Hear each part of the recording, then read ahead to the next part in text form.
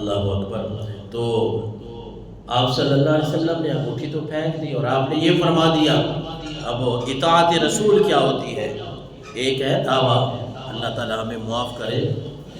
اللہ ہمارے دعووں کو دلیل کے ساتھ بنا دے کہ جس طرح ہم محبت رسول کا دعویٰ کرتے ہیں نا اسی طرح ہم ہو جائیں، بہت بڑی بات ہے۔ تو آپ صلی اللہ علیہ وسلم نے فرما دیا کہ یہ تو جہنم کی آگ کا انگارہ ہے۔ اس کے بعد فقیل للرجل بعد ما ذهب رسول اللہ صلی اللہ علیہ وسلم، اگلی بات بڑی سننے والی ہے، بڑے اطاعت رسول کے لائق ہے کہ جب حدیث ہے کہ جب آپ صلی اللہ علیہ وسلم چلے گئے نا تو کسی نے اس صحابی کو کہا جو پہن کے آئے تھے اور حضور نے ان کے انگلی سے وہ اتاری انگوٹھی سونے کی اور پہن دی، اس کو کسی نے کہہ دیا خذ خاتمہ کا انتفع بھی، اللہ کے بندے وہ انگوٹھی اٹھا لے، وہ سونا ہے نا، پیسے ہیں تو وہ انگوٹھی اٹھا لے اور اس سے نفع حاصل کر لینا، بیچ دینا، بیچ کے اپنا معاملات کو درست کر لینا۔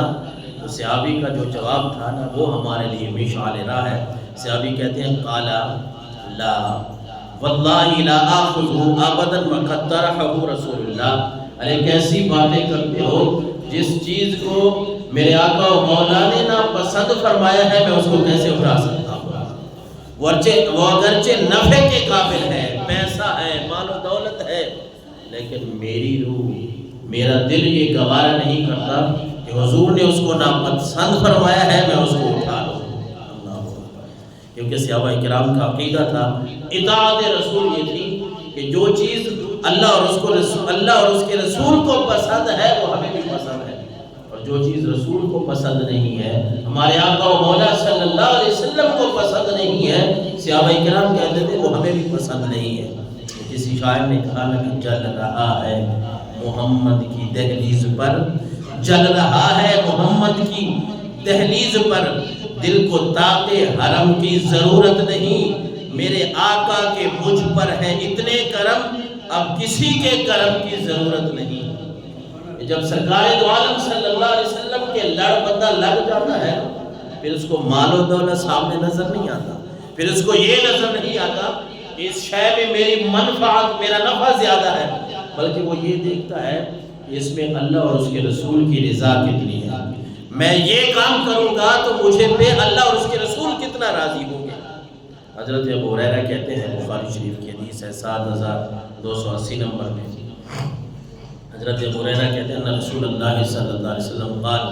کل امتی یدخلون الجنہ الا من ابا، رسول اللہ صلی اللہ علیہ وسلم نے فرمایا قال کل امتی یدخلون الجنہ الا من ابا، حضور نے فرمایا کہ میرے سارے امتی جنت میں جائیں گے، اللہ اکبر، میرے سارے امتی جنت میں جائیں گے۔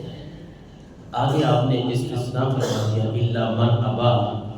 مگر وہ میرے امتی جنت میں نہیں جائے گا جس نے انکار کیا ہوگا، انکار۔ تو صحابہ کرام نے عرض کیا یا رسول اللہ صلی اللہ علیہ وسلم ومن یابا، اللہ کے رسول سمجھ نہیں ہے اس بات کی، انکار کا کیا مطلب ہے، کون انکار کرتا ہے، آپ کی رسالت کا انکار کون کرتا ہے، اللہ کی توحید کا انکار کون کرتا ہے؟ ہم تو اللہ کو ایک ماننے والے ہیں، آپ کی رسالت کو ماننے والے ہیں، من یابا کا کیا معنی ہے، کون انکار کرے گا؟ اللہ کے رسول صلی اللہ علیہ وسلم نے فرمایا من اطاعنی دخل الجنہ ومن عصانی فقد ابا، اے میرے صحابہ اس کا مطلب یہ ہے جس نے میری اطاعت کر لی وہ جنت میں داخل ہو گیا، ومن عصانی فقد ابا، جس نے میری نافرمانی کی یاد رکھو اس نے میری اطاعت کا انکار کیا، اور جس نے میری اطاعت کا انکار کیا اللہ اس کو جنت میں داخلہ نہیں نصیب کرے۔ اطاعت رسول کیا ہے کہ ربیع الاول کا مہینہ ہو، شروع ہونے والا کل یکم ربیع الاول ہوگی، ہم نے اس ماہ مقدس میں آقا کریم علیہ السلام کی ولادت کی خوشی بھی منائی، بلکہ سارا سال ساری زندگی مناتی رہتے ہیں، آپ کی باتیں آپ کے تذکرے کرتے رہتے ہیں، لیکن ساتھ ساتھ جو میں بات سمجھتا ہوں قرآن و حدیث کے نچوڑ کا وہ یہ ہے کہ صرف نعرے لگانے سے کام نہیں چلے، صرف نعرہ جو ہے یہ کافی نہیں ہوتا، نعرہ رسالت ہم کہہ دیں، پھر غلام ہے رسول کے غلام ہے، اور غلامی رسول میں موت بھی قبول ہے، یہ ساری باتیں اپنی جگہ پہ ہیں، یہ جوش، یہ جذبہ، اس کا ہم احترام کرتے ہیں، لیکن اللہ کے رسول صلی اللہ علیہ وسلم کی شان اگر دیکھنی ہے تو پھر قرآن سے پوچھو۔